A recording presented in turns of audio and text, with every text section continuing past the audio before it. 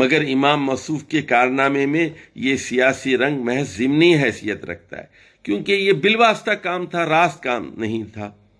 سیاسی انقلاب کے لیے امام غزالی نے خود کوئی باقاعدہ تحریک نہیں اٹھائی، نہ حکومت کے نظام پر کوئی خفیف اثر ڈال سکے۔ ان کے بعد جاہلیت کی حکمرانی میں مسلمان قوموں کی حالت خراب سے خراب تر ہوتی گئی، یہاں تک کہ ایک صدی بعد تاتاری طوفان کے دروازے ممالک اسلامیہ پر ٹوٹ پڑے اور اس نے ان کے پورے تمدن کو تباہ کر کے رکھ دیا۔ اب دیکھیے، امام غزالی کا انتقال تو ہوا ہے 505 ہجری میں، اور بغداد کی تباہی ہوئی ہے 656 ہجری میں، اور 654 میں وہ جو اسماعیلی حکومت تھی جس کا بانی حسن بن صبا تھا، اس کا خاتمہ ہوا۔ تاتاریوں نے پہلے وہاں خراسان میں ہنگامہ کیا، اور اس کے بعد وہ 2 سال بعد 656 میں بغداد پہنچے۔ تو یہ 150 سال ہیں امام غزالی کے انتقال سے لے کر بغداد کی تباہی اور سلطنت عباسیہ کے خاتمے تک۔ اب اس کے بعد دیکھیے، یہ 8-9 کارناموں کا ذکر کرنے کے بعد مولانا مودودی امام غزالی کے کام کی کمزوریوں کی طرف اشارہ کرتے ہیں۔ امام غزالی کے تجدیدی کام میں علمی و فکری حیثیت سے چند نقائص بھی تھے، اور وہ 3 عنوانات پر تقسیم کیے جا سکتے ہیں۔ نمبر 1، ان نقائص کی جو حدیث کے علم میں کمزور ہونے کی وجہ سے ان کے کام میں پیدا ہوئے۔ دیکھیے، بڑی حیرت ہوتی ہے کہ ان کی جو کتاب ہے احیاء علوم الدین، بڑی دلچسپ کتاب ہے، پرتاثیر کتاب ہے۔ ایک آدمی جب پڑھنا شروع کر دیتا ہے تو دل نہیں کرتا کہ چھوڑا جائے۔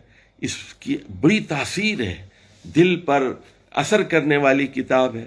لیکن حیرت ہوتی ہے کہ اس میں بہت ساری حدیثیں ایسی ہیں لا اصل لہ، جن کی کوئی اصل ہی نہیں ہے، جھوٹی حدیثیں بھرمار ہے اس کی۔ تو ایک ہمارے دوست تھے، انہوں نے ایک تقریر کی، میں نے پوچھا کہ یہ حدیث آپ نے کہاں پڑھی؟ انہوں نے کہا کہ احیاء میں۔ تو اس طرح کی فضول چیزیں بھی اس کے اندر موجود ہیں، اور یہ وجہ ہے۔ اس کے بعد 2 لوگوں نے اس پر بہت کام کیا۔ ایک تو امام تاج الدین سبکی نے طبقات الشافعیہ الکبریٰ میں اس کا تفصیل سے جائزہ لیا، اور پھر تقریباً 100 سال بعد یا 50-60 سال بعد حافظ زین الدین عراقی نے اس پر بڑی تخریج بھی کی اور تمام جھوٹی حدیثوں کا سراغ لگایا۔ تو وہ ساری حدیثیں جمع کر دی انہوں نے، تاج الدین سبکی اور ان کے خاندان کے ایک اور بزرگ نے، جو اس میں جھوٹی تھیں، بے اصل تھیں، جس کی کوئی سند ہی نہیں ملتی۔ اور یہ دیکھیے، انہوں نے عمر بھی کم پائی تھی، اور دوسری ہے کہ آخری زمانے میں انہوں نے بخاری اور مسلم کا درس لیا تھا۔ تو یہ خامیاں ان کی تصانیف میں رہ گئیں۔ دوسری قسم ان نقائص کی جو ان کے ذہن میں اقلیات کے غلبے کی وجہ سے تھی، اور تیسری قسم ان نقائص کی جو تصوف کی طرف ضرورت سے زیادہ مائل ہونے کی وجہ سے تھی۔ اب یہ دیکھیے 3 باتوں کو سمجھیے، اور میں نے ابتداً آپ کو بتا دیا تھا کہ ان کے پیر کا انتقال 27 سال کے تھے امام غزالی اس وقت ہوا، تو یہ تصوف کی طرف یعنی بچپن ہی سے مائل تھے، اور 27 سال ان کی جوانی کا عالم تھا جب ان کے پیر کا انتقال ہوا۔ اور پھر یہ کہ انہوں نے بچپن ہی میں قوت القلوب ابو طالب مکی کی، اور حارث محاسبی کی، اور جنید کی اور شبلی کی کتابوں کا مطالعہ کیا تھا۔ بایزید بستامی کی تعلیمات کا ان کے اوپر اثر تھا، اور وہ آخر وقت تک رہا، اگرچہ کہ یہ فلسفے کے خلاف ان کا جو کارنامہ ہے وہ لازوال ہے، اور تعلیمی نظام کے سلسلے میں جو ان کا کارنامہ ہے وہ لازوال ہے۔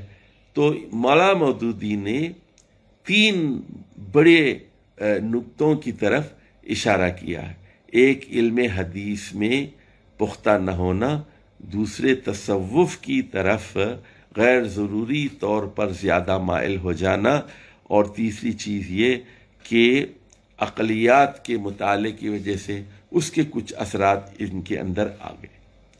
اب وہ امام ابن تیمیہ رحمہ اللہ کا ذکر کرتے ہیں۔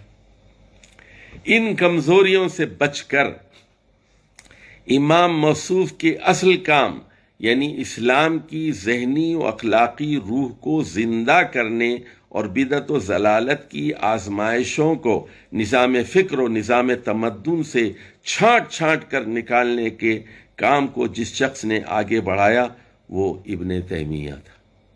اب دیکھیے، وہ یہ بتا رہے ہیں کہ امام غزالی کے کام میں جو نقائص تھے، جو یعنی عقلیات کی وجہ سے آئے تھے یا تصوف کی وجہ سے آئے تھے، اور جو علم حدیث پر گرفت نہ ہونے کی وجہ سے آئے تھے، ان سے پوری طرح آزاد ہو کر جس نے کار تجدید انجام دیا، وہ شخصیت حضرت امام ابن تیمیہ رحمہ اللہ کی شخصیت تھی۔ امام ابن تیمیہ 661 ہجری میں پیدا ہوئے، 728 ہجری میں انتقال کیا۔ یہ بات آپ جان چکے ہیں کہ سقوط بغداد 656 ہجری میں ہوا۔ اس کے ٹھیک 5 سال بعد امام ابن تیمیہ رحمہ اللہ پیدا ہوئے۔ اب یہ اس دور کو سمجھنا بہت ضروری ہے۔ امام غزالی کے بعد کا جو دور ہے اس کو سمجھنا بہت ضروری ہے۔ یہ بات ہم بتا چکے ہیں کہ حسن بن صباح جو دہشت گرد تھا، اس کی کارروائیاں جاری تھیں امام غزالی ہی کے زمانے میں۔ نظام الملک طوسی کو قتل کر دیا گیا، ایک اسماعیلی کے ہاتھوں وہ قتل ہوئے، ان کا بیٹا بھی ایک دہشت گرد کے ہاتھوں مارا گیا۔ اب دیکھیے ادھر اندلس میں ایک صاحب پیدا ہوئے فلسفی، ابن قیسی، جن کا نام تھا، 540 ہجری میں ان کا انتقال ہوا۔ اچھا، 505 میں امام غزالی کا انتقال ہوا، اور 538 میں جار اللہ زمخشری صاحب کشاف کا انتقال ہوا۔ عربی زبان اور بلاغت کے ماہر زمخشری، جار اللہ زمخشری، حنفی ہیں لیکن معتزلی ہیں۔ ان کی تفسیر میں جو اعتزال ہے اس پر نگاہ رکھنے کی ضرورت ہوتی ہے۔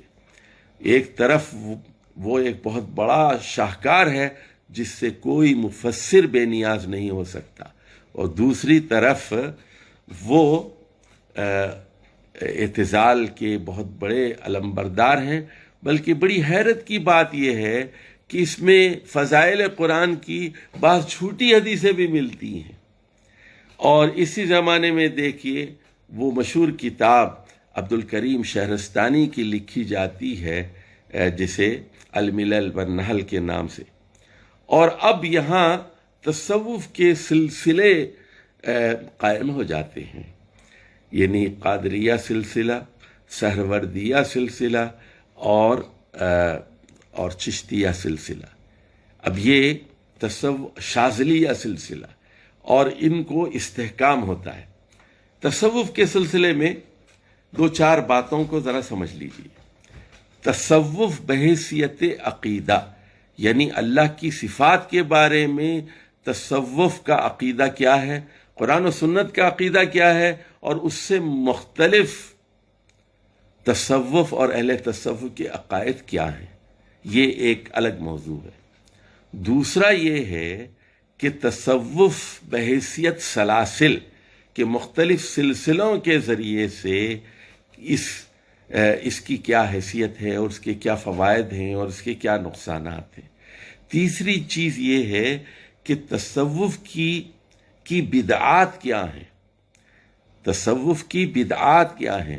ایک چیز تو بہت ہی واضح ہے کہ یعنی عالم اسلام کا شاید ہی کوئی شہر ایسا بچا ہو، آپ کشمیر سے کنیا کماری تک چلے جائیں اور بنگال سے پنجاب تک پورے ہندوستان کو دیکھ لیں، ایران چلے جائیں، شام چلے جائیں، مصر چلے جائیں، آپ کو ہر جگہ گنبد ملیں گے، قبریں ملیں گی، اور پھر یہ عرس اور صندل اور یہ ساری چیزیں آپ کو نظر آئیں گی، اور اولیاء کے واسطے اور وسیلے کو گویا ایمانیات کا ایک حصہ قرار دیا گیا۔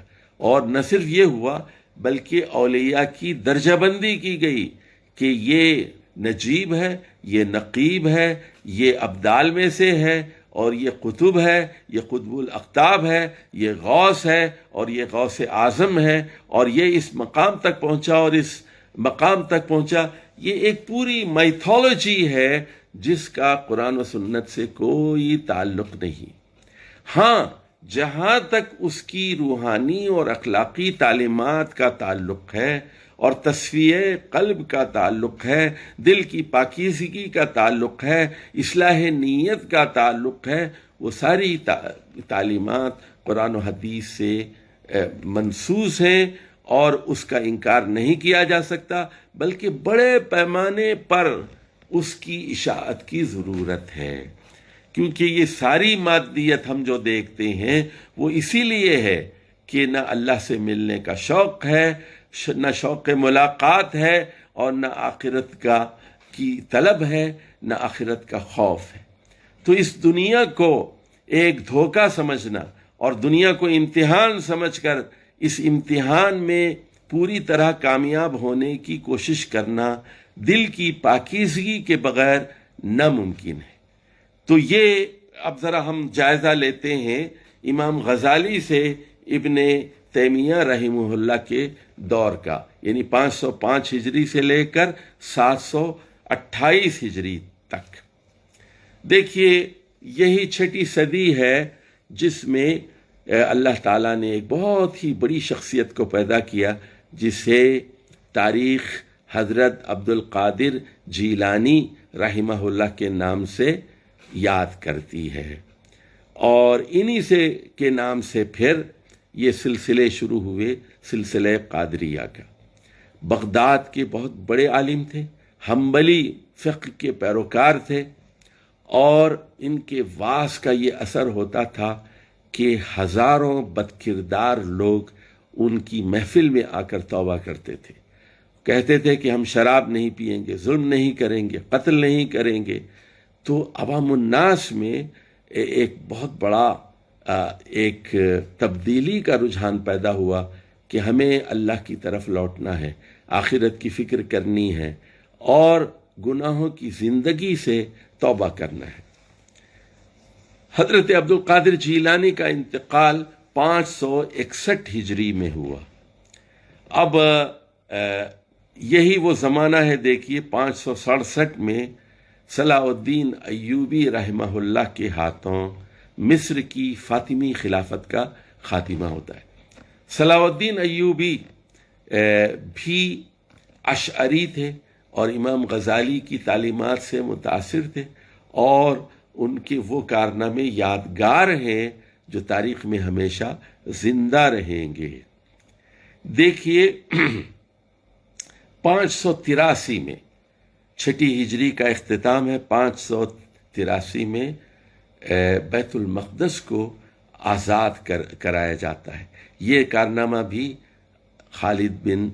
کارنامہ بھی حضرت صلاح الدین ایوبی رحمہ اللہ کا کارنامہ ہے۔ یہاں پر دو اور لوگوں کا ذکر مناسب ہوگا۔ ہم نے بتایا تھا کہ ایران میں اسماعیلی حکومت قائم ہو چکی تھی، حسن بن صبا کی دہشت گردی سے بچہ خوف زدہ تھا، حکومت کے لوگ خوف زدہ تھے، نظام الملک جیسے آدمی کو قتل کر دیا گیا تھا، اسی طرح کا ایک آدمی شیخ الجبال کے نام سے شام میں ظاہر ہوا۔ یہ قم کا رہنے والا تھا اور یہ پھر گیا ایران، جا کر اس قلعۃ الموت کا اس نے مشاہدہ کیا کہ کس طرح وہاں حسن بن صبا اپنی کاروائیاں کیا کرتا تھا، اور اس نے کہا کہ میں بھی اسی طرز کا کام کروں گا، چنانچہ یہ شام پہنچا۔ ایرانی تھا لیکن شام پہنچا اور وہاں جا کر اپنی کاروائیاں شروع کی۔ یہ 588 ہجری میں اس کی وفات ہوئی ہے، شیخ الجبال کی۔ یہاں پر ایک اور آدمی کا تذکرہ کرنا لازمی اور ضروری ہے، اور وہ ہے ایک ملحد شہاب الدین سہروردی کی۔ یاد رکھیے کہ شہاب الدین سہروردی نام کے 2 آدمی ہیں۔ ایک ملحد شہاب الدین سہروردی ہے جس کو 587 ہجری میں قتل کیا گیا اور جس کے نام سے فلسفہ اشراق مشہور ہے، یعنی تھیوری آف ایلیومینیشن بہت مشہور ہے۔ اور دوسرے ہیں حضرت ابو حفص شہاب الدین سہروردی، جن سے سلسلہ سہروردیہ موسوم ہے۔ اچھا، 599 میں 589 ہجری میں حضرت صلاح الدین ایوبی کی وفات ہوتی ہے، اور یہی وہ زمانہ ہے جب فلسفی ابن رشد امام غزالی کی کتابوں کا رد لکھتا ہے، اور وہ جو تحافۃ الفلاسفہ امام غزالی نے لکھی ہے اس کا رد ابن رشد قرطبی کرتا ہے۔ ابن رشد یہ بھی ایک گمراہ آدمی ہے جو قرآن و سنت کی راہ سے انحراف کرتا ہے، اور امام غزالی کا یہ رد لکھتا ہے۔ بعض لوگوں نے یہ بات کہی ہے کہ ابن رشد ایک باطنی تھا اور ایک اسماعیلی تھا۔ بغداد میں ایک اور شخصیت کی وفات ہوتی ہے، یہ بھی حنبلی ہیں، امام عبد القادر جیلانی رحمہ اللہ، جن کا انتقال 561 ہجری میں ہوا تھا۔ اس کے بعد ایک اور شخصیت ہے امام ابن جوزی کی، اور یہ 597 ہجری میں انتقال کرتی ہے، یہ بھی حنبلی ہیں۔ امام ابن جوزی نے بھی امام غزالی کی ضعیف اور بے اصل جھوٹی حدیثوں پر لکھا۔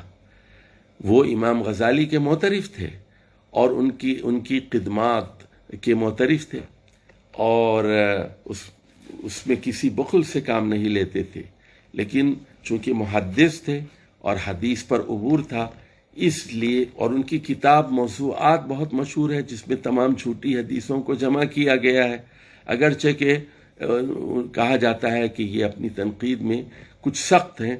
بہرحال یہی وہ زمانہ ہے جب امام فخر الدین رازی ایک بڑے مفسر اور ایک بہت بڑے متکلم کی حیثیت سے سامنے آتے ہیں۔ 606 ہجری میں ان کا انتقال ہوتا ہے ہرات افغانستان میں۔ رہنے والے تھے یہ رے کے، اور اسی لیے رازی کہلاتے ہیں۔ اور 606 میں امام رازی کا انتقال ہوتا ہے، اور 620 میں فرید الدین عطار، مشہور صوفی اور مشہور شاعر۔ 630 ہجری میں انتقال ہوتا ہے ابن الاثیر کا، اور 632 میں مشہور صوفی شاعر ابن فارد کا۔ اور ان کے کلام پر بھی بڑا اعتراض کیا گیا، جس طرح منصور بن حلاج، حسین بن منصور الحلاج کے کلام پر اعتراضات کیے گئے، بالکل اسی طرح ابن فارد۔ اب یہ ذرا دور دیکھ لیجئے، 632 میں ان کی وفات ہوتی ہے۔ ادھر ہندوستان میں حضرت خواجہ معین الدین چشتی، جن سے سلسلہ چشتیہ منسوب ہے، ہندوستان میں انتقال فرماتے ہیں۔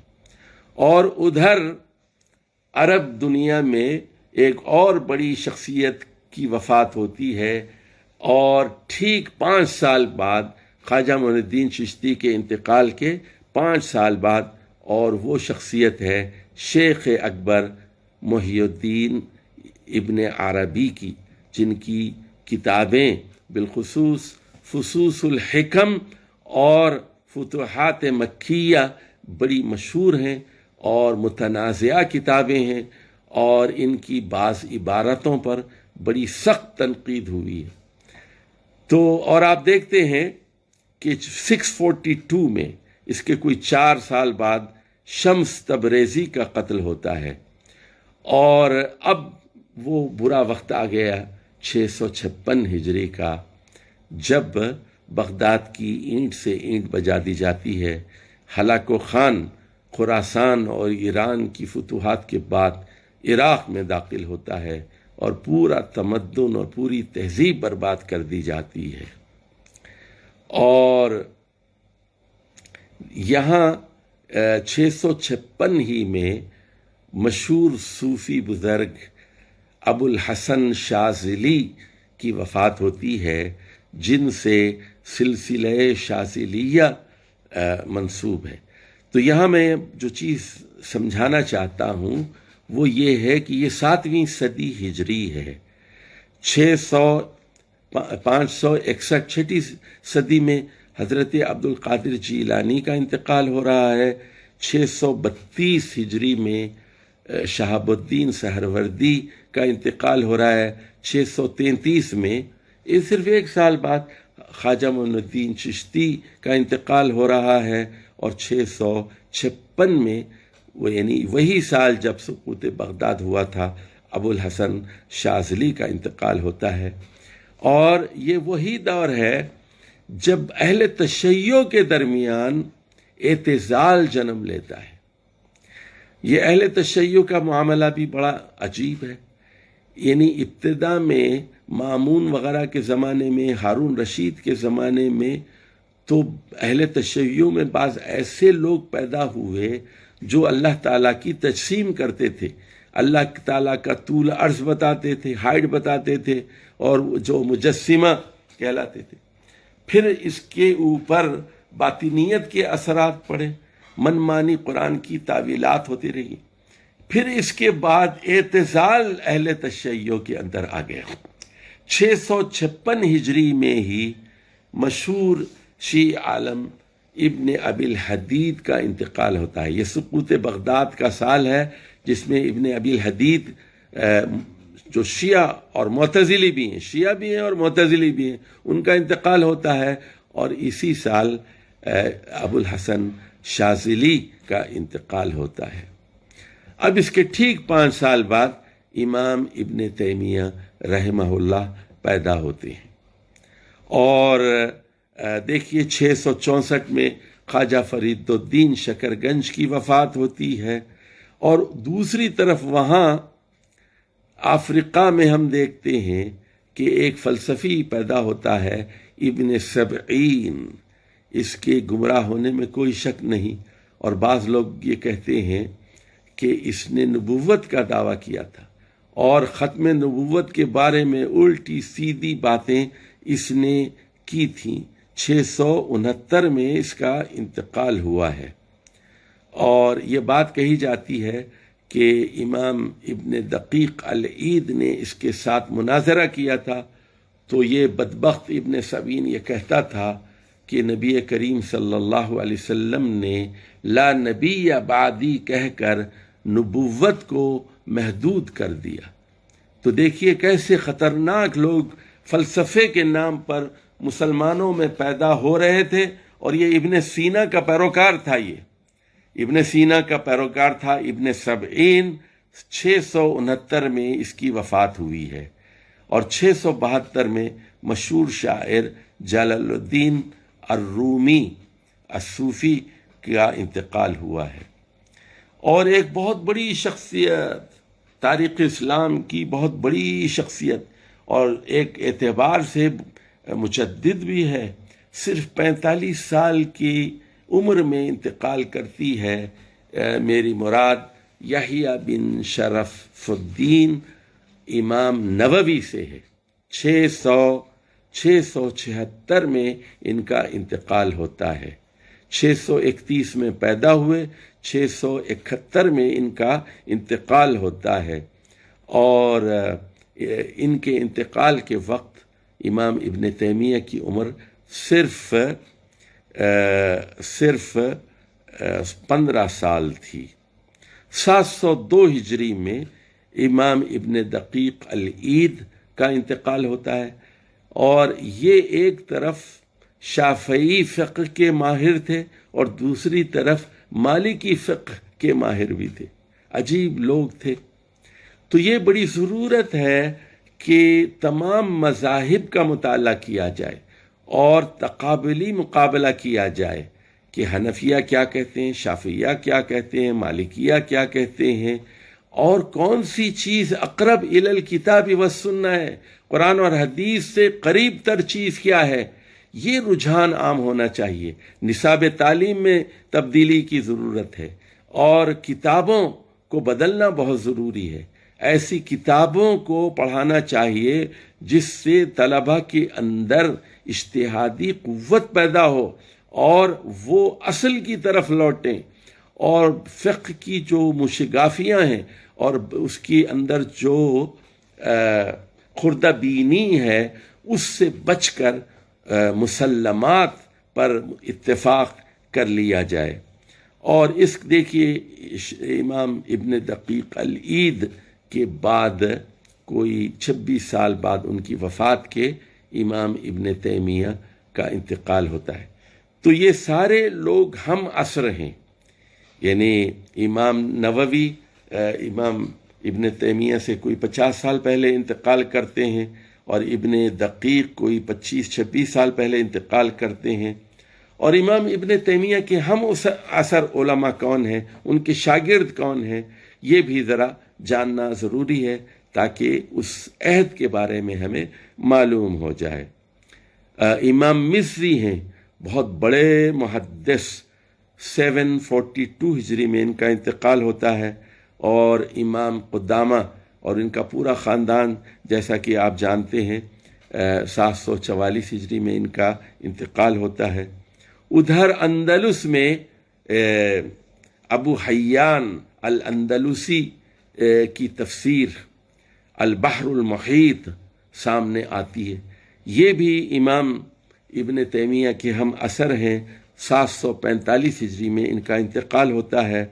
امام شمس الدین ذہبی جن کی کئی کتابیں مشہور و معروف ہیں، ان کا انتقال 748 ہجری میں ہوتا ہے. اور ان کے 3 سال بعد ایک اور بڑے مجدد اور امام ابن تیمیہ کے ترجمان اور ان کے شاگرد امام ابن القیم انتقال فرماتے ہیں، جن کی تحریریں بہت ہی صاف، بہت ہی مرتب اور بہت ہی جاذب نظر ہوتی ہیں.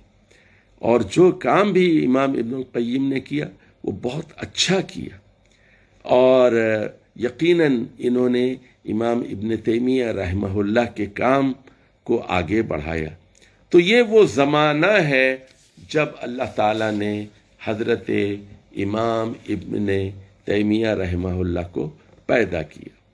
اب ذرا ہم پڑھنے کی کوشش کرتے ہیں کہ مولانا مودودی امام ابن تیمیہ کے بارے میں کیا کہتے ہیں.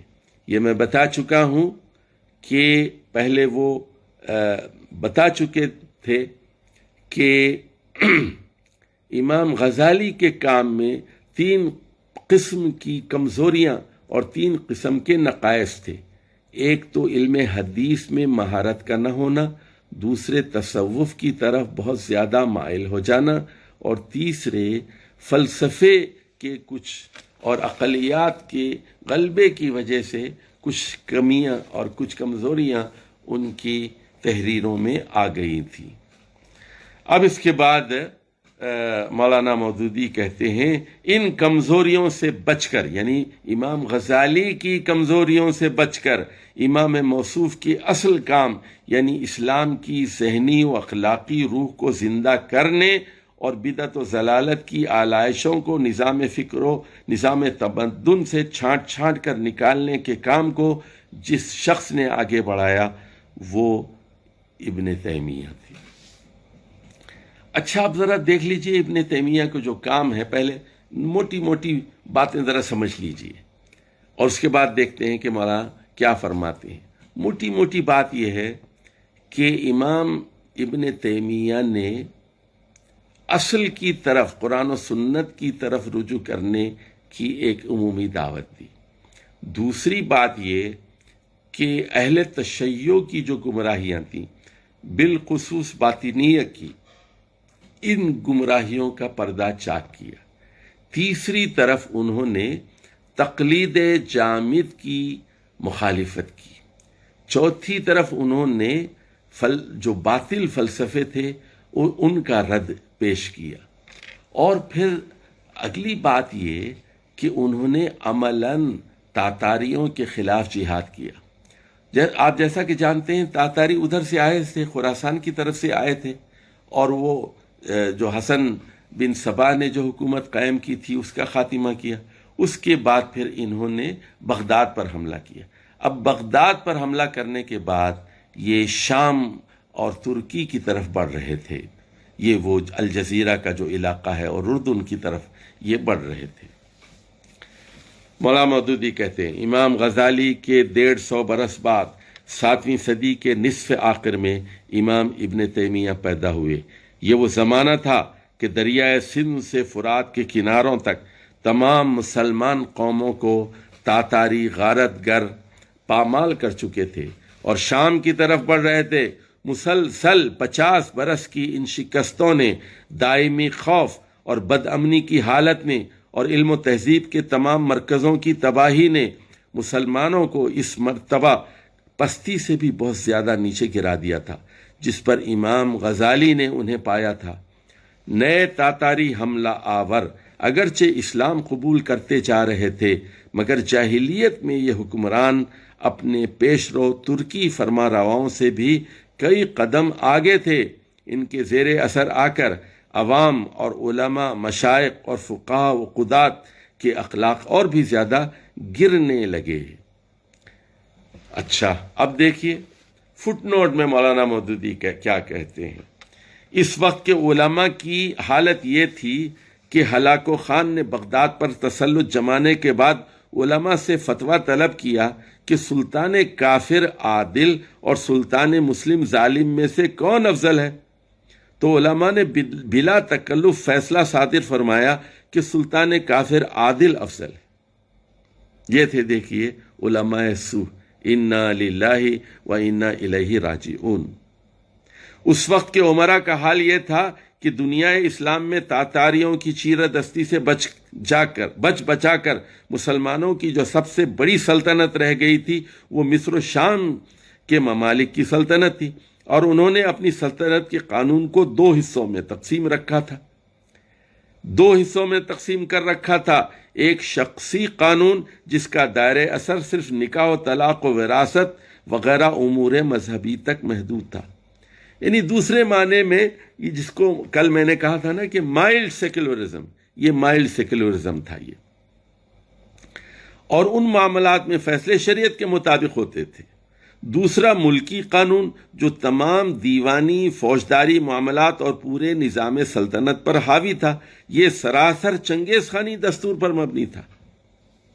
اب دیکھ رہے ہیں آپ کہ کس طرح یہ ڈائیکاٹومی ہوتی ہے قوانین کی۔ مزید برآں شریعت کا شخصی قانون جو کچھ بھی ملک میں رائج تھا صرف عوام الناس کے لیے تھا۔ رہے حکمران تو وہ مسلمان ہونے کے باوجود اکثر و بیشتر اپنے شخصی معاملات تک تورۂ چنگیزی کی پیروی کرتے تھے، نہ کہ شریعت محمدی کی۔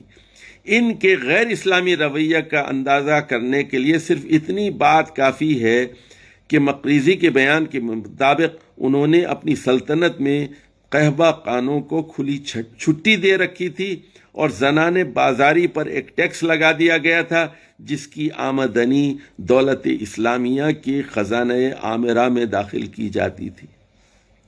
دیکھیے آج امریکہ میں امریکی سیاستدان کہتے ہیں کہ جسم فروشی ایک اچھی چیز ہے، اس سے ہمیں بہت بڑا فائدہ ہوتا ہے، اس سے ہمیں ٹیکس ملتا ہے۔ تو دیکھیے کیسی ذہنیت ہے، اور یہی چیز آپ دبئی کے حکمرانوں میں آج دیکھ رہے ہیں۔ دنیا میں اس وقت سب سے زیادہ جسم فروشی غالباً دبئی میں ہوتی ہے، اور وہاں کے جو شیوخ ہیں وہ پیسے کماتے ہیں، ان کے ہوٹلوں کا کاروبار چلتا ہے. ساری دنیا کے زانی روس سے اور یورپ سے اور امریکہ سے اور مسلمان بھی وہاں آ کر قضائے حاجت کی طرح اپنی جنسی ہوس کی تکمیل کرتے ہیں. یہ مسلمان ہیں جنہیں دیکھ کے شرمائے یہود. یہی چیز تاتاریوں کے بعد عالم اسلام میں پھیلتی گئی. ابن تیمیہ کے ہم اثر علماء اور صوفیہ اکثر و بیشتر اس سلطنت کے وظیفہ خوار تھے. انہیں خدا کے دین کی یہ مظلومی تو ایک لمحے کے لیے بھی نہ کھٹکی. البتہ جب ابن تیمیہ نے اٹھ کر اصلاح کی کوشش کی تو ان لوگوں کی رگ حمیت یکائک پھڑک اٹھی اور انہوں نے فتوے دینے شروع کر دیے کہ یہ شخص ضال اور مضل ہے، تجسیم و تشبیہ کا قائل ہے، طریقہ سلف سے منحرف ہے، تصوف کا اور اہل تصوف کا دشمن ہے، صحابہ اور ائمہ تک کے منہ آتا ہے، دین میں نئی نئی باتیں نکالتا ہے، اس کے پیچھے نماز جائز نہیں ہے اور اس کی کتابیں جلا دینے کے لائق ہیں. تو اب دیکھیے، یہ وہ زمانہ تھا جس میں امام ابن تیمیہ کو اپنے تشدیدی کام کی بنا رکھنی تھی. اس کے بعد اب دوسری بات یہ کہتے ہیں، تقلید جامد اس حد تک پہنچ گئی کہ مختلف فقہی و کلامی مذاہب گویا مستقل دین بن گئے تھے. مستقل دین بن گئے تھے، یعنی قرآن و حدیث اسلام نہیں. ہم حنفی ہیں، ہم شافعی ہیں، ہم مالکی ہیں، ہم حنبلی ہیں. قرآن کی بات مت کرو، حدیث کی بات مت کرو، ہماری کتاب کی بات کرو، ہماری فقہ میں کیا لکھا ہوا ہے وہ بتاؤ. یہ ایک کتنی خطرناک ذہنیت تھی، ایک آسیب تھا عالم اسلام پر. اب ذرا دیکھیے، مولانا مودودی کہتے ہیں اس حالت کا اندازہ کرنے کے لیے بھی صرف ایک نمونہ کافی ہے. دمشق میں ایک مدرسہ رواحیہ کے بانی نے اپنے وقت نامے میں لکھ رکھا تھا کہ اس مدرسے میں یہودی، عیسائی اور حنبلی داخل نہیں ہو سکتے. دیکھ رہے ہیں ہم حنبلیوں کے خلاف تعصب، حنبلیوں کے خلاف کہ اس مدرسے میں یہودی، عیسائی اور حنبلی داخل نہیں ہو سکتے. اس سے اندازہ کیا جا سکتا ہے کہ فقہ و کلام کے جزیات پر مناظرہ بازیاں کرتے ہوئے نوبت یہاں تک پہنچ گئی تھی کہ ایک شافعی اور اشعری حضرت امام احمد بن حنبل کے پیرووں کو یہود و نصارہ کے ساتھ شامل کرنے میں بھی تأمل نہیں کرتا. تو یہ جب فقہی تعصب بڑھ جاتا ہے، تکفیر شروع ہو جاتی ہے. اور لوگ کہتے ہیں، مثال کہ آج ہم اپنے زمانے میں دیکھتے ہیں، یعنی مولانا مودودی کی تکفیر کی گئی، ذاکر نائک کو کہا گیا کہ گمراہ ہے، یہ فرحت ہاشمی کی تکفیر کی گئی. یعنی کچھ سال پہلے کی بات ہے، یعنی مطلب یہ کہ 1 صدی 2 صدی پرانی بات ہے. شیخ محمد بن عبد الوہاب رحمہ اللہ کی تکفیر کی گئی. تو یہ ساری چیزیں آج بھی اپنے زمانے میں بھی ہم دیکھتے ہیں. جو بھی اسلام کی بات کرتا ہے، قرآن و سنت کی بات کرتا ہے، اس کی مخالفت کی جاتی ہے، اس کے نام رکھے جاتے ہیں اور طنزیہ انداز میں ان کو کہا جاتا ہے. بدعت اجتہاد معصیت بن کر رہ گیا. بدعات و خرافات نے شرعی حیثیت اختیار کر لی. ابھی عرس لازمی ہے، سندل لازمی ہے، علم لازمی ہے، تعزیہ لازمی ہے، 11ویں ضروری ہے، 12ویں ضروری ہے، 11 وفات، 12 وفات، 15 شعبان، مردوں کی فاتحہ. یہ ساری خرافات امت مسلمہ کے اندر آج بھی ہے، آج بھی ساری یہ خرافات موجود ہیں. کتاب و سنت کی طرف رجوع کرنا ایسا گناہ ہو گیا جو کسی طرح معاف نہیں کیا جا سکتا. اس دور میں جاہل و گمراہ عوام، دنیا پرست یا تنگ نظر علماء اور جاہل و ظالم حکمرانوں کی ایسی سنگت بن گئی کہ اس اتحاد ثلاثہ کے خلاف کسی کا اصلاح کے لیے اٹھنا اپنی گردن کو قصاب کی چھری کے سامنے پیش کرنے سے کم نہ تھا. یعنی ایک طرف جاہل عوام اور دوسری طرف تنگ نظر علماء اور دنیا دار علماء سو، اور تیسری طرف ظالم حکمران. یہ تینوں کا ایک مثلث، ایک کمبینیشن بن گیا، سنگت بن گئی. اور یہ اتحاد ثلاثہ تھا کہ ان کے خلاف اصلاح کے لیے اٹھنا کیا تھا؟ اپنی موت کی دعوت تھی، یعنی قصائی کے سامنے اپنی گردن پیش کرنا تھا۔ یہی وجہ ہے کہ گو اس وقت صحیح الخیال، وسیع النظر، حقیقت شناس علماء ناپید نہ تھے، نہ ان سچے اور اصلی صوفیوں کی کمی تھی جو جادہ حق پر گامزن تھے، مگر جس نے اس تاریک زمانے میں اصلاح کے علم اٹھانے کی جرأت کی وہ ایک ہی اللہ کا بندہ تھا، امام ابن تیمیہ رحمہ اللہ۔ امام ابن تیمیہ قرآن میں گہری بصیرت رکھتے تھے، حتیٰ کہ حافظ ذہبی نے شہادت دی، اما التفسیر فمسلم الیہ، جہاں تک تفسیر کا تعلق ہے تو وہ تو انہی کا حصہ ہے، یہاں تک کہ کہا گیا کل حدیث لا یعرف ابن تیمیہ فلیس بحدیث، وہ حدیث جس کو امام ابن تیمیہ نہیں جانتے وہ حدیث ہی نہیں ہو سکتی۔ تفقہ کی شان یہ تھی کہ بلا شبہ انہیں مجتہد مطلق کا مرتبہ حاصل تھا۔ دیکھیے، وہ پیدا تو ہوئے تھے حنفی خاندان میں، وہ پیدا تو ہوئے تھے، معاف کیجئے، حنبلی خاندان میں، لیکن حنبلی فقہ سے آگے بڑھ کر، اس سے بلند ہو کر انہوں نے اجتہاد کا فریضہ انجام دیا۔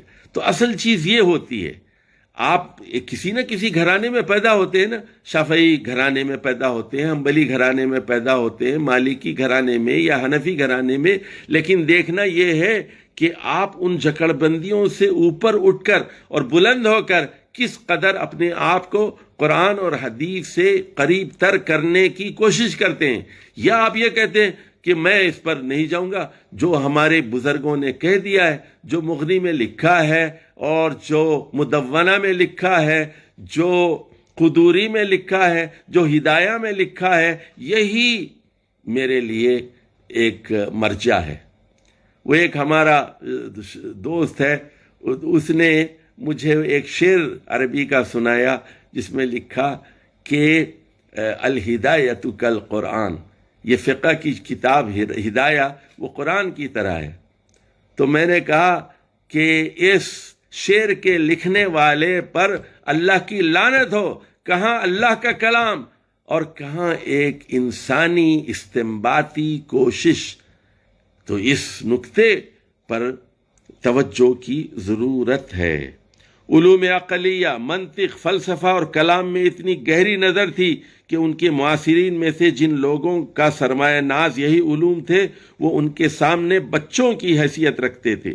یہود و نصارہ کے لٹریچر اور ان کے مذہبی فرقوں کے اختلافات پر ان کی نظر اتنی وسیع تھی کہ گولڈ زیہر کے بقول کوئی شخص جو تورات کی شخصیتوں سے بحث کرنا چاہے وہ ابن تیمیہ کی تحقیقات سے بے نیاز نہیں ہو سکتا۔ یہ ایک متعصب یہودی مستشرق کی گواہی ہے، اور ان سب علمی کمالات کے ساتھ اس شخص کی جرأت و ہمت کا یہ حال تھا کہ اظہار حق میں کبھی کسی بڑی سے بڑی طاقت سے بھی نہ ڈرا، حتیٰ کہ متعدد مرتبہ جیل بھیجا گیا اور آخرکار جیل ہی میں جان دی۔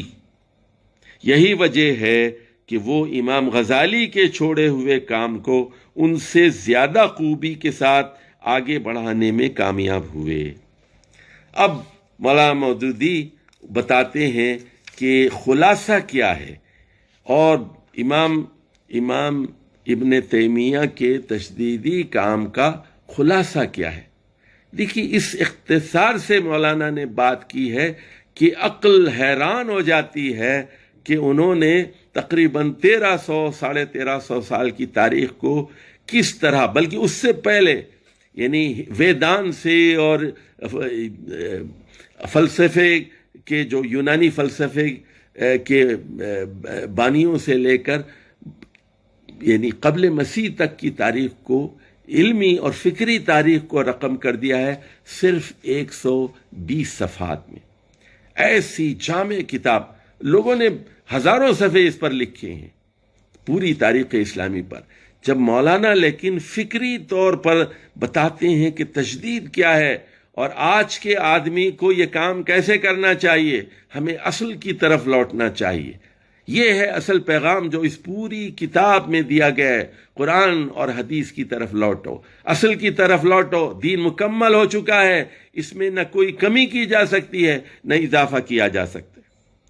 اب وہ کہتے ہیں کہ امام ابن تیمیہ کے تجدیدی کام کا خلاصہ یہ ہے۔ نمبر 1، انہوں نے یونانی منطق و فلسفے پر امام غزالی سے زیادہ گہری اور زبردست تنقید کی اور اس کی کمزوریوں کو اس طرح نمایاں کر کے دکھایا کہ اقلیات کے میدان پر اس کا تسلط ہمیشہ کے لیے ڈھیلا ہو گیا۔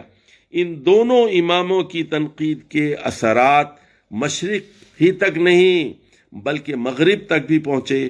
چنانچہ یورپ میں ارسطو کی منطق اور مسیحی متکلمین کے یونان زدہ فلسفیانہ نظام کے خلاف پہلی تنقیدی آواز ابن تیمیہ کے 250 سال بعد اٹھی۔ نمبر 2، انہوں نے اسلام کے عقائد، احکام، قوانین کی تائید میں ایسے زبردست دلائل قائم کیے جو امام غزالی کے دلائل سے زیادہ معقول بھی تھے اور اسلام کی اصل روح کے حامل ہونے میں بھی ان سے بڑے ہوئے تھے۔ امام غزالی کے بیان و استدلال پر اصطلاحی معقولات کا اثر چھایا ہوا تھا۔ ابن تیمیہ نے اس راہ کو چھوڑ کر عقل عام پر تفہیم و تبیین کی بنا رکھی۔ عقل عام یعنی کامن سینس پر۔ اچھا، یہاں ذرا بات کو تھوڑا سا میں سمجھا دوں کہ آگے جا کر مولانا یہ کہتے ہیں کہ ہمیں صوفیانہ رموز و اشارات سے اور ان اصطلاحات سے پرہیز کرنا چاہیے، کیونکہ ان اصطلاحات کے استعمال کے ساتھ ہی ایک خاص ذہنیت پیدا ہو جاتی ہے۔ تو امام غزالی نے وہ پرانی اصطلاحات استعمال کی، جبکہ امام ابن تیمیہ بالکل سیدھی سادی زبان میں بات کو پیش کرتے ہیں۔ اور آپ دیکھیں گے کہ مولانا مودودی بھی جب وہ اپنے کام کا آغاز کیا، انہوں نے جو زبان انہوں نے استعمال کی وہ عصر حاضر کی زبان تھی، تاکہ ہمارا تعلیم یافتہ طبقہ ان اصطلاحات اور بھاری بھرکم الفاظ کے بجائے سیدھے اور سادے الفاظ میں حقائق کا ادراک کر سکے۔ یہی چیز ان کی ساری کتابوں میں اور تفہیم القرآن میں واضح ہے۔ تو وہ یہ کہتے ہیں کہ امام ابن تیمیہ نے اس راہ کو چھوڑ کر عقل عام پر تفہیم و تبیین کی بنیاد رکھی، جو زیادہ فطری، زیادہ مؤثر اور زیادہ قرآن و سنت کے قریب تھی۔ یہ نئی راہ پچھلی راہ سے بالکل الگ تھی۔ جو لوگ دین کے علم بردار تھے وہ فقط احکام نقل کر دیتے تھے، تفہیم نہیں کر سکتے تھے، اور جو علم کلام میں پھنس گئے تھے وہ تفلسف اور اصطلاحی معقولات کے ذریعے تفہیم بنانے کی وجہ سے کتاب و سنت کی اعلیٰ اسپرٹ کو کم و بیش کھو دیتے تھے۔ اصطلاحات کی زبان میں بات کرنے کی کیا ضرورت ہے؟ سیدھی سادی قرآن کی زبان میں بات کیجیے، سیدھی سادی احادیث کی زبان میں بات کیجیے، عصر حاضر کی زبان میں بات کیجیے، اور بالکل پانی کر کے چیزوں کو سمجھائیے، اور لوگوں کو محمد صلی اللہ علیہ وسلم پر نازل ہونے والی وحی سے قریب تر کر دیجیے۔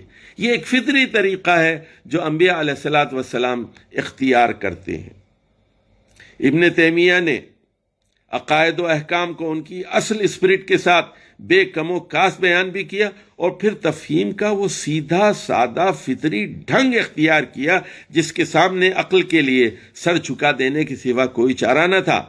اس زبردست کارنامے کی تعریف امام حدیث علامہ شمس الدین ذہبی نے ان الفاظ میں کی ہے: وَلَقَدْ نَصَرَ السُّنَّةَ الْمَحَدَّةَ وَالطَّرِيقَةَ السَّلَفِيَّةَ وَاحْتَجَّ لَهَا بِبَرَاهِينَ وَمُقَدَّمَاتٍ وَأُمُورًا لَمْ يَسْبِقْ إِلَيْهَا، یعنی انہوں نے خالص سنت اور طریقہ سلف کی حمایت کی اور اس کی تائید میں ایسے دلائل اور ایسے طریقوں سے کام لیا جس کی طرف ان سے پہلے کسی اور شخص کی نظر نہیں گئی تھی۔ تو نمبر 3، انہوں نے تقلید جامد کے خلاف نہ صرف آواز اٹھائی بلکہ قرون اولیٰ کے مجتہدین کے طریقے پر اجتہاد کر کے دکھایا۔ اب یہ جو بیماری پھیل گئی، ہاں جی، کم ہمتی، پست ہمتی ہم نے کم حوص لگی کہ ہم اس قابل نہیں ہیں. ہم فرینچ سیکھ سکتے ہیں، ہم ہوائی جہاز چلا سکتے ہیں، ہم انگریزی سیکھ سکتے ہیں، اسپینش سیکھ سکتے ہیں، 6 زبانیں سیکھ سکتے ہیں، لیکن قرآن نہیں سمجھ سکتے، حدیث نہیں سمجھ سکتے. اس کے لیے محنت نہیں ہو سکتی. ہم نئی چیزیں ایجاد کر سکتے ہیں، ہم ایٹم بم بنا سکتے ہیں، یورانیم کو انرچ کر سکتے ہیں، لیکن قرآن نہیں سمجھ سکتے، حدیث نہیں سمجھتے. بہت مشکل چیز ہے. یہ تو بزرگوں کا کام تھا، انہوں نے کر لیا. یہ وہ ذہنیت ہے جس نے امت کو برباد کر کے رکھ دیا. اور یہ بڑے اخلاص کے ساتھ یہ بات کہی گئی تھی. یہ بڑے اخلاص کے ساتھ وہ یہ سمجھتے تھے کہ ہم یہ کام نہیں کر سکتے. تو اس میں بنیادی جو چیز شامل تھی وہ کم حوصلگی تھی. اور دیکھیے دنیا میں ہم مسلمان بہت آگے بڑھ گئے ہیں بہت ساری چیزوں میں. بحیثیت مجموعی تو مسلمان زوال یافتہ ہیں، لیکن ان میں ایسی شخصیتیں پیدا ہوئی ہیں جنہوں نے جدید علوم کے اوپر بھی مہارت حاصل کی ہے. تو تقلید جامد کے خلاف نہ صرف آواز اٹھائی بلکہ قرون اولیٰ کے مجتہدین کے طریقے پر اجتہاد کر کے دکھایا. یعنی ظاہر ہے کہ پہلی صدی میں اور دوسری صدی میں یہ تقلید جامد کا وجود ہی نہیں تھا. براہ راست کتاب و سنت اور آثار صحابہ سے استنباط کر کے اور مختلف مذاہب فقہ کے درمیان آزادانہ محاکمہ کر کے کثیر التعداد مسائل میں کلام کیا، جس سے راہ اجتہاد اثر نو باز ہوئی اور قوت اجتہادیہ کا طریقہ استعمال لوگوں پر واضح ہوا. اس کے ساتھ انہوں نے اور ان کے جلیل القدر شاگرد امام ابن قیم نے حکمت تشریح اور شارع کے طرز قانون سازی پر اتنا نفیس کام کیا جس کی مثال ان سے پہلے کے شرعی لٹریچر میں نہیں ملتی. یہ وہ مواد ہے جس سے ان کے بعد اجتہادی کام کرنے والوں کو بہترین رہنمائی حاصل ہوئی اور آئندہ بھی ہوتی رہے گی. نمبر 4، امام ابن تیمیہ نے بدعات اور مشرکانہ رسوم اور اعتقادی اور اخلاقی گمراہیوں کے خلاف سخت جہاد کیا اور اس سلسلے میں بڑی مصیبتیں اٹھائیں. اسلام کے چشمہ صافی میں اس وقت تک جتنی آمیزشیں ہوئی تھیں، اس اللہ کے بندے نے ان میں سے ایک کو بھی نہ چھوڑا، ایک کی خبر لی اور ان سب سے چھانٹ کر ٹھیٹ اسلام کے طریقے کو الگ روشن کر کے دنیا کے سامنے رکھ دیا. تو میرے بھائیوں اور بالخصوص تحریک سے وابستہ لوگوں، ٹھیٹ اسلام کو پیش کرو اور قرآن کو چاٹ لو، احادیث کو چاٹ لو. بار بار قرآن کا دورہ کرو، بار بار احادیث کا دورہ کرتے جاؤ. اصل علم یہی ہے اور اسی سے انسانیت کی فلاح وابستہ ہے. ٹھیٹ اسلام، قرآن اور سنت ثابتہ، احادیث ثابتہ اور محکمات. اس تنقید و تنقیح میں اس شخص نے کسی کی روح رعایت نہ کی. بڑے بڑے آدمی جن کے فضل و کمال اور تقدس کا سکہ مسلمانوں کی ساری دنیا پر بیٹھا ہوا تھا، جن کے نام سن کر لوگوں کی گردنیں جھک جاتی تھیں، ابن تیمیہ کی تنقید سے نہ بچ سکے. وہ طریقے اعمال جو صدیوں سے مذہبی حیثیت اختیار کیے ہوئے تھے، جن کے جواز بلکہ استحباب کی دلیلیں نکالی گئی تھیں اور علماء حق بھی جن سے مداہنت کر رہے تھے، امام ابن تیمیہ نے انہیں ٹھیٹ اسلام کے منافی پایا اور اس کی پرزور مخالفت کی. یعنی مثال کے طور پر کہ زیارت مدینہ کرتے ہیں تو آپ زیارت کس نیت سے کرتے ہیں؟ مسجد نبوی کی زیارت یا رسول کریم صلی اللہ علیہ وسلم کی قبر کی زیارت؟ اس پر ہنگامہ کھڑا ہو گیا. امام ابن تیمیہ نے حدیث پیش کی کہ 3 مساجد کے لیے ہی سفر عبادت کی غرض سے کیا جا سکتا ہے: مسجد حرام خانہ کعبہ، مسجد نبوی صلی اللہ علیہ وسلم اور مسجد اقصی. تو یہاں حدیث میں قبر نبوی کی بات نہیں ہوئی ہے.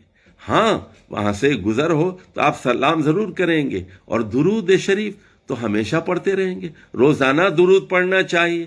درود کے فضائل بے شمار ہیں. درود کے بارے میں 100 سے زیادہ حدیثیں ہمیں ملتی ہیں درود و سلام کے بارے میں. کوئی مسلمان درود و سلام سے کیسے بے نیاز ہو سکتا ہے؟ کیا کوئی نماز کا تصور کیا جا سکتا ہے جس میں درود و سلام نہ ہو؟ لیکن زیارت کی نیت کیا ہوگی؟ سفر کی نیت کیا ہوگی؟ اس پر امام تیمیہ رحمہ اللہ نے باریک بینی سے وہ خط تمیز کھینچ دی.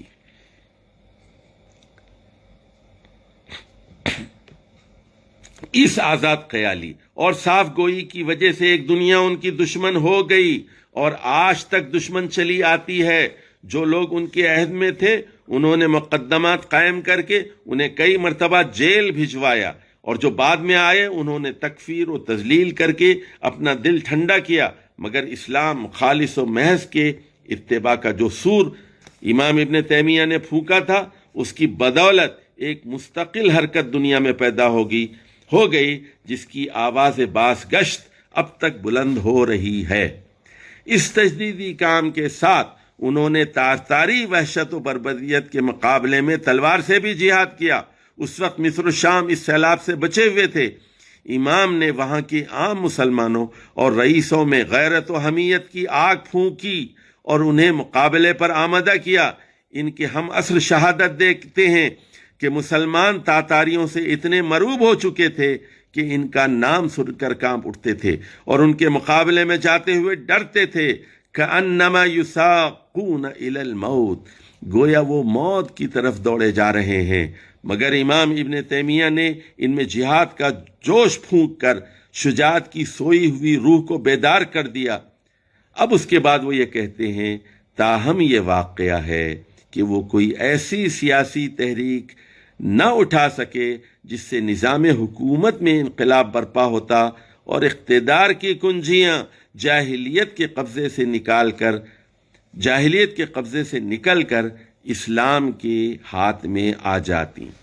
آپ کو یاد ہوگا امام غزالی کے بارے میں بھی یہ بات انہوں نے کی، اور اب یہاں امام ابن تیمیہ کے بارے میں بھی یہ بات وہ کہہ رہے ہیں کہ علمی حیثیت سے، فکری حیثیت سے، کلامی حیثیت سے اصل کی طرف مراجعت کے لیے دونوں بزرگوں نے کام کیا، اور لیکن امام غزالی کے کام سے زیادہ بہتر، زیادہ دقیق، زیادہ پر اثر کام امام ابن تیمیہ رحمہ اللہ کا تھا، اور وہ ان نقائص سے پاک تھا جو امام غزالی کے ہاں پائے جاتے تھے. لیکن ایک عملی تحریک برپا کرنا اور پھر اقتدار کی کنجیاں صالحین کے ہاتھ میں دے دینا تاکہ معاشرے میں عدل و انصاف قائم ہو اور اسلام کے قوانین پر عمل درآمد ہو، لوگ انصاف کے ماحول میں چین سے سانس لے سکیں اور غیر مسلموں کے لیے اسلام قبول کرنا آسان ہو جائے. اسلامی حکومت کی برکات میں یہ بات بھی شامل ہے کہ وہ لوگوں کو دوزخ کی آگ سے بچاتی ہے. اسلامی حکومت ایک رحمت ہوتی ہے انسانیت کے اوپر. وہ دنیا کے اندر انصاف دیتی ہے اور آخرت کی طرف دعوت دیتی ہے. نماز قائم کرتی ہے اور زکوٰۃ کے نظام کو قائم کرتی ہے، امر بالمعروف کا حکم دیتی ہے اور منکر سے روکتی ہے. تو اسلامی حکومت ایک ایسی قوت نافذہ ہے جس میں انسانیت کے لیے فلاح ہی فلاح ہے، کامیابی ہے. اس کے برخلاف جاہلیت مشرکانہ پر مبنی نظام ہو یا جاہلیت خالصہ پر مبنی کوئی حکومت ہو یا وہ ان کے امتزاج پر مشتمل کوئی طرز حکومت ہو، وہ انسانیت کے لیے سراسر نقصان اور خسارہ ہے. والسلام علیکم ورحمۃ اللہ وبرکاتہ.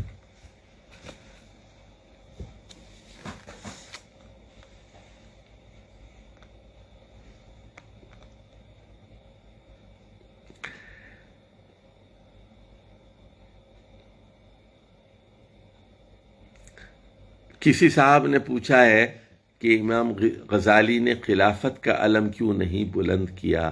ایسا خلوت میں چلا جانا کہاں تک صحیح ہے؟ دیکھیے بہرحال میں نے جیسے بتایا تھا کہ امام غزالی رحمہ اللہ کو اجل نے مہلت نہیں دی، صرف 55 سال کی عمر میں ان کا انتقال ہو گیا، اور ایک بڑے منصب اور عہدے پر پہنچ جانے کے بعد ان کے ضمیر نے ان کو ٹوکا کہ یہ تو میں ملازمت دنیا کے لیے کر رہا ہوں، اللہ کے لیے تو میں کوئی کام نہیں کر رہا ہوں، میں پڑھا رہا ہوں تو تنخواہ لے رہا ہوں، تقریر کر رہا ہوں تو میں پیسے لے رہا ہوں، اور وہ ان کو عمرہ کو دیکھ کر، خلیفہ کو دیکھ کر انہیں گھن آتی تھی کہ وہاں کا ماحول کیا ہے، خالص دنیاوی ماحول ہے۔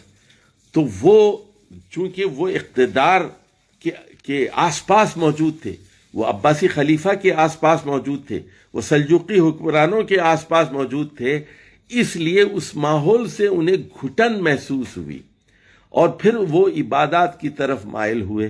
وہ بیت المقدس پہنچ گئے، وہ خانہ کعبہ میں پہنچ گئے، مسجد نبوی میں وہ پہنچ گئے، اور دمشق میں 2 سال رہ کر انہوں نے اعتکاف کیا، مسجد میں ہی وہ رہتے تھے، غور و فکر کرتے تھے۔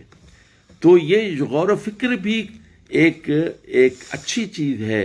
ایک دور آتا ہے 1 آدھ سال کے لیے، اس میں آپ کا بڑا فائدہ ہوتا ہے، جس طرح مثال کے طور پر کسی مدرسے میں آپ 2-4 سال پڑھتے ہیں، اس کے بڑے فوائد ہوتے ہیں۔ اسی طرح یعنی تنہائی میں چیزوں کو غور کرنا۔ تو جب آپ کسی حکومت کے وظیفہ خوار ہوتے ہیں تو یہ مہلت آپ کو نہیں ملتی، جب آپ کسی کی ملازمت کرتے ہیں تو یہ مہلت نہیں ملتی، تو اس کے فوائد ہوئے۔ لیکن پھر جب وہ واپس آئے تو میں نے جیسے بتایا تھا آپ کو، وہ 498 ہجری میں واپس آئے، 505 میں ان کا انتقال ہوا، تو بمشکل ان کو 5-6 سال ملے۔ تو اگر ان کو اللہ تعالیٰ طویل زندگی دیتا تو شاید وہ اس کام کی طرف بھی آگے بڑھتے، لیکن بہرحال انہوں نے محمد بن تمرت کو پیدا کیا۔ یہ ایک کارنامہ ہے جو بالواسطہ ان کے حصے میں جاتا ہے۔ اچھا، آج کل سوشل میڈیا پر ایک حدیث کا متن کافی مشہور ہے، ایک بادشاہ کے انتقال کے بعد امام کا ظہور، دجال کا ظہور وغیرہ۔ تو دیکھیے یہ ساری چیزیں میں نے فیس بک پر پوسٹ کر دی ہیں، آپ لوگوں کو بھی میں دوبارہ بھیج دوں گا اور فیس بک پر دوبارہ ڈال دوں گا کہ جو قیامت کی بڑی بڑی نشانیاں ہیں، اس میں سب سے پہلے کیا چیز ہوگی، پھر دوسری کیا ہوگی اور تیسری کیا ہوگی، یہ ساری چیزیں وہاں تفصیل سے بیان کر دی گئی ہیں، وہ دیکھ لیجئے۔ کیا سید مودود رحمہ اللہ کی فکر ابن تیمیہ کی فکر میں ٹوٹل ہم آہنگی ہے؟ اگر جزویات میں اختلاف ہے تو وہ بھی بتا دیا جائے۔ دیکھیے امام ابن تیمیہ سے سید ابو العلا مودودی رحمہ اللہ متاثر ہیں، اس میں کوئی شک نہیں ہے، لیکن زمانہ مختلف ہے، ذرا اس کو سمجھنا چاہیے۔ اکثر لوگ زمانے کا ادراک نہیں رکھتے۔ امام ابن تیمیہ کا زمانہ باطنیت کا ہے، حشیش اور گانجا پلا کر لوگوں کو لوگ بہکانے والے لوگ تھے، اور تصوف وہ ایک مشروم کی طرح عالم اسلام میں پھیل رہا تھا، تشیع پھیل رہا تھا، جہاں تصوف کی بدعات تھیں، باطنیت کی بدعات تھیں، اور وہیں تشیع کی بدعات تھیں، تو وہ ماحول مختلف تھا، دنیا داری عام تھی، تاتاریوں کا غلبہ تھا۔ مولا مودودی کا زمانہ بالکل مختلف ہے۔ مولا مودودی نے 2 بڑی جنگیں دیکھی، جنگ عظیم، پہلی جنگ عظیم اور دوسری جنگ عظیم۔ مولانا مودودی کا زمانہ وہ ہے جب ہندوستان میں انگریزوں کی حکومت تھی۔ مولانا کا زمانہ استعمار کا زمانہ ہے، پورچگیز، پرتگالی اور ڈچ ویلندیزی قوتیں اور اٹالینز اور فرانسیسی اور اسپینش اور خاص طور پر انگریز، یہ ساری دنیا پر چھا رہے تھے، اور مغرب کے پاس ٹیکنالوجی آ چکی تھی، اور چین اور روس میں اشتراکی حکومتیں قائم ہو چکی تھیں۔ تو مولانا اپنے زمانے کو دیکھ رہے تھے، مولانا اپنے زمانے کے بگاڑ کو دیکھ رہے تھے۔ تو ایک مجدد کا کام یہ ہوتا ہے کہ اپنے زمانے کی صحیح تشخیص کی جائے اور اپنے زمانے کے لیے نئے راستے نکالے جائیں، لیکن دعوت ٹھیٹ اسلامی ہوگی، قرآن اور سنت کی طرف ہوگی۔ اور آگے چل کر ہم بتائیں گے کہ اس سلسلے میں ان کا کیا کارنامہ ہے۔ اچھا جی، اور ابن تیمیہ کی خصوصاً شیعت کے خلاف شدید رد عمل کی وجہ کیا تھی؟ تو دیکھیے، شیعت کو ہم سمجھنے کی کوشش ہی نہیں کرتے، تو شیعت کو صحیح سمجھنے کی کوشش کرنا بہت ضروری ہے۔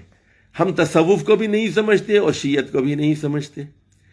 تو آگے چل کر ہم بتائیں گے کہ خود مولانا مودودی کے ہاں شیعت کا بہت شدید رد آپ کو ملتا ہے، لیکن انداز مختلف ہے، لیکن خود مولانا کی تحریروں میں یہ چیزیں ملتی ہیں آپ کو۔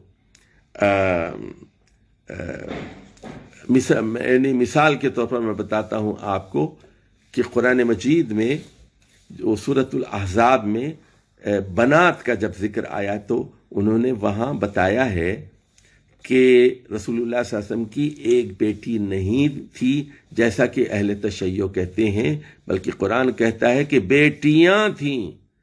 اسی طرح سورۃ الفتح کی آخری آیت میں منہم کے بارے میں واضح طور پر بتایا کہ یہاں منہم تبعید کے لیے نہیں ہے بلکہ تفسیر کے لیے۔ ایسے بے شمار مقامات آپ کو ملیں گے۔ خود اس کتاب کے اندر آگے چل کر مولانا مودودی نے تحریک مجاہدین اور سید احمد بریلوی شہید رحمہ اللہ کے جو پیروکار تھے، ان کے اندر شیعت کے جراثیم کیسے آئے اس کی وضاحت کی ہے۔ تو آگے چل کر انشاءاللہ ہم اس پر مزید بات کریں گے۔ فی الوقت انتظار کیجئے اگلے پروگراموں کے اختتام تک۔ تو امام غزالی کا ہم نے ذکر کیا اور امام ابن تیمیہ کا ہم نے ذکر کیا، اور اس سے پہلے ہم حضرت عمر بن عبدالعزیز اور ائمہ اربعہ کے بارے میں گفتگو کر چکے تھے۔ تو انشاءاللہ تعالی کل ہماری گفتگو ہوگی شیخ احمد سرہندی مجدد الف ثانی کے بارے میں، اور یہ پھر ہم ان 300 سالوں کا بھی جائزہ لیں گے کہ امام ابن تیمیہ سے لے کر مجدد صاحب تک کے 300 سال، اور پھر مجدد صاحب کے کارنامے پر گفتگو کریں گے انشاءاللہ تعالی۔ والسلام علیکم ورحمۃ اللہ وبرکاتہ۔